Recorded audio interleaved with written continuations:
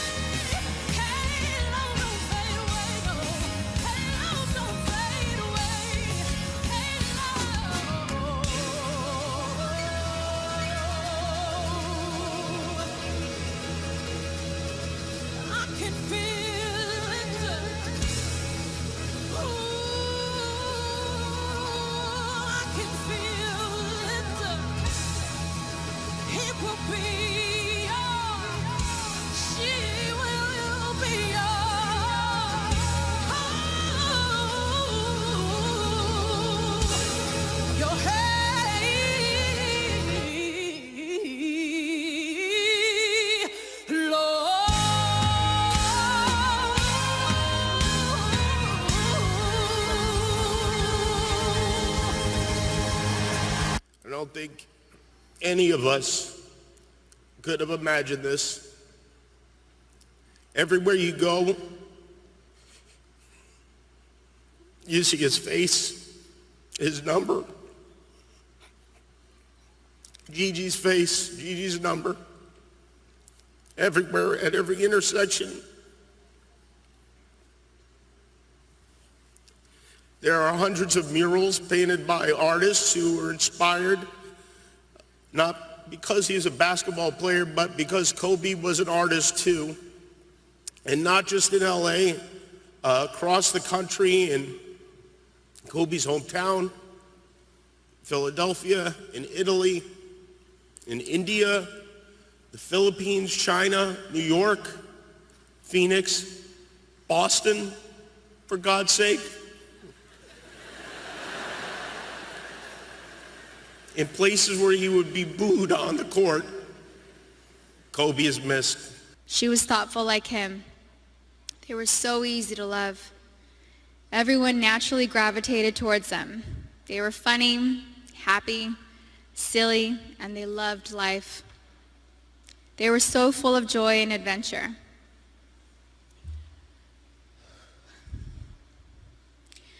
God knew they couldn't be on this earth without each other.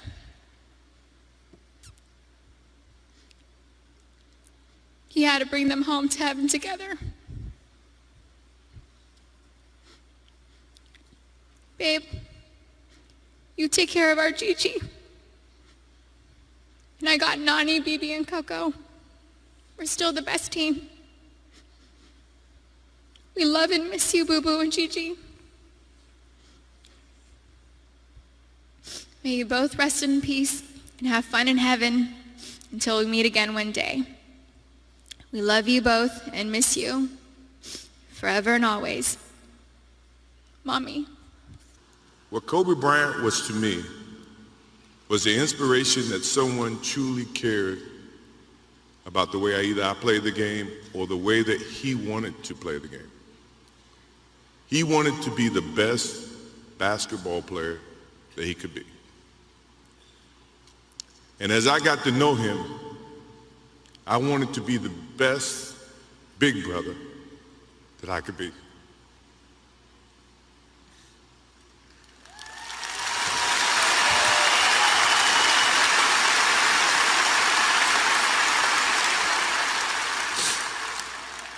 To do that,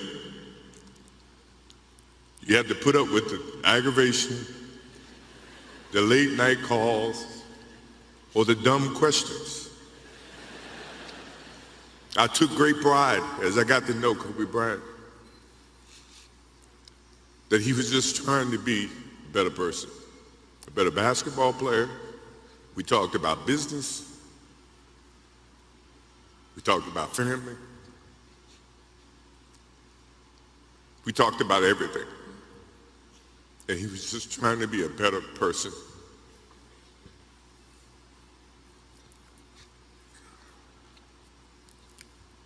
Now he's got me. I'll have to look at another crime meme for the next.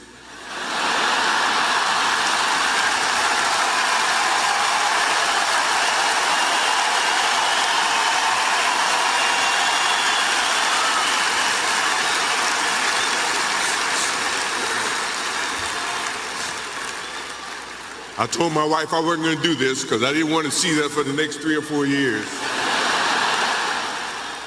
That is what Kobe Bryant does to me. I'm pretty sure Vanessa and his friends all can say the same thing. He knows how to get to you in a way that affects you personally, even though if he's being a pain in the ass. But you ever have a sense of love for him in the way that he can bring out the best in you. And he did that for me. All right, folks, my panel is Mario King, the mayor of Moss Point, Mississippi, Eugene Craig, CEO, Eugene Craig Organization, Mustafa Santiago, Ali, former senior advisor for environmental justice for the EPA. So certainly that was a moving service. I saw somebody sent a tweet out, though, that I thought was very interesting. Actually, it was Lovage, and she sent a tweet out and she said that the death of Kobe Bryant has allowed black men to be able to mourn publicly and be able to cry, be able to express themselves in a way they normally don't. I thought that was certainly was an interesting thought there. I agree. I think that this, number one, when you connect a child with anything, it becomes very emotional. But for people like myself that has 2 daughters and a son, it's very emotional to see this.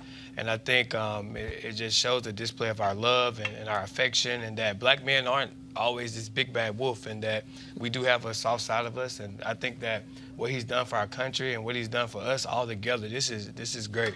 And Kobe Bryant is exactly what we all want to be when it comes down to fathers, and the depiction of him and what he did for his children being displayed all over the country is an example of how we really should be and should mirror ourselves as men. And some of us do that, but I think this is just a great reminder of that.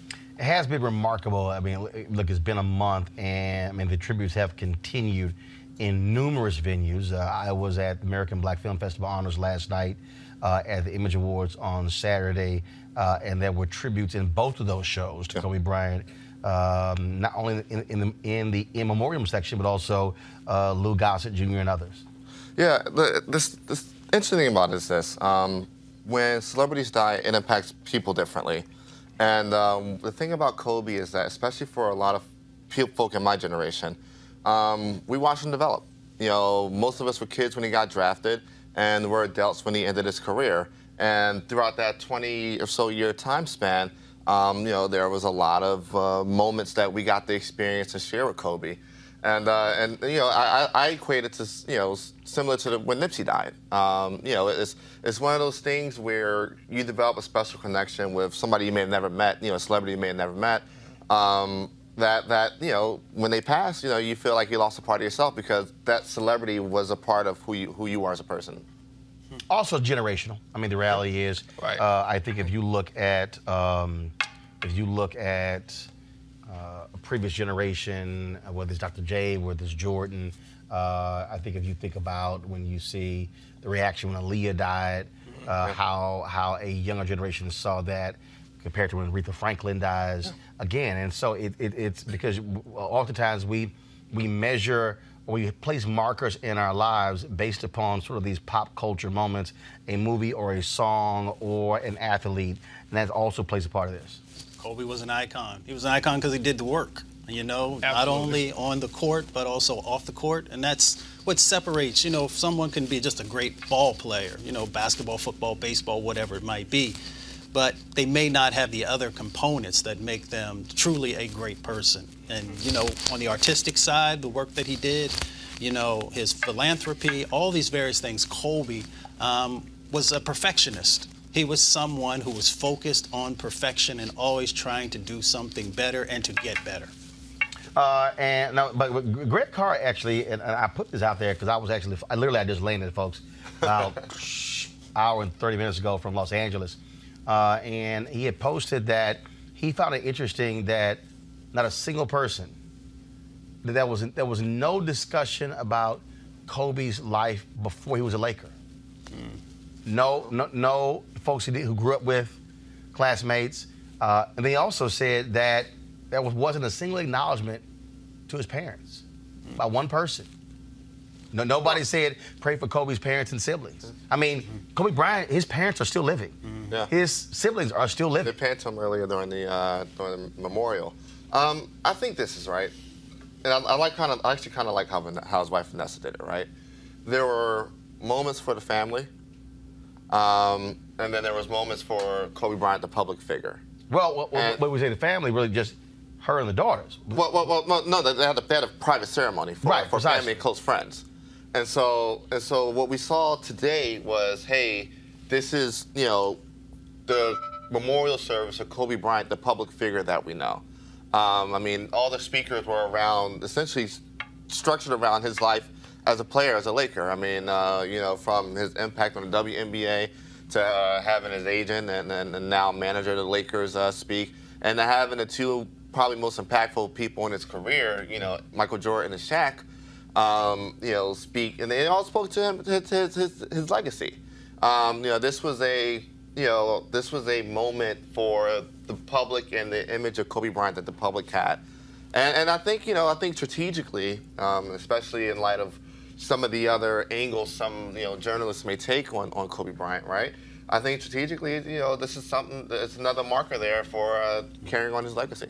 I also think that when we think about the whole incident, the tragedy was surrounding around a man and his daughter. And I think that is so hard to regroup and take the focus off of a man losing his child. And that being a celebrity just kind of exacerbates the whole discussion around Kobe Bryant, the celebrity. But you hear Kobe and Gigi, 24, 8, and 2. You hear these things all together because we understand, and a lot of people do understand the family portion of it, but when you think about it, everybody's thinking that Kobe Bryant and his daughter, these are two people that lost their lives. And even I've seen a lot of people now starting to relate to the other 7 individuals, and the capacity of that within itself of 7 families and another father and daughter, a mother and a father and their daughter. So many people lost their lives, but it was all depicted around that same imagery of a man, a father losing their child. All right, folks, back to our Roland Martin Unfiltered video in just one moment. All right, folks, are you looking to enhance your leadership or that of your team in 2020? Well, you should join Dr. Jackie Hood Martin for her newest online course and mastermind group, How Successful People Think. She'll be your guide as you learn timeless leadership principles to apply to daily living. The offer expires on February 28th. That's this week. So register for or start the online course today. Go to www.livetolead.com/Leesburg. Live, L-I-V-E, the number 2, LEAD.com/Leesburg. Now back to your Roland Martin Unfiltered video. You want to check out Roland Martin Unfiltered? YouTube.com/Roland S. Martin. And subscribe to our YouTube channel. There's only one daily digital show out here that keeps it black and keep it real. It's Roland Martin Unfiltered. See that name right there? Roland Martin Unfiltered. Like, share, and subscribe to our YouTube channel. That's youtube.com/Roland S. Martin. And don't forget to turn on your notifications so when we go live, you'll know it.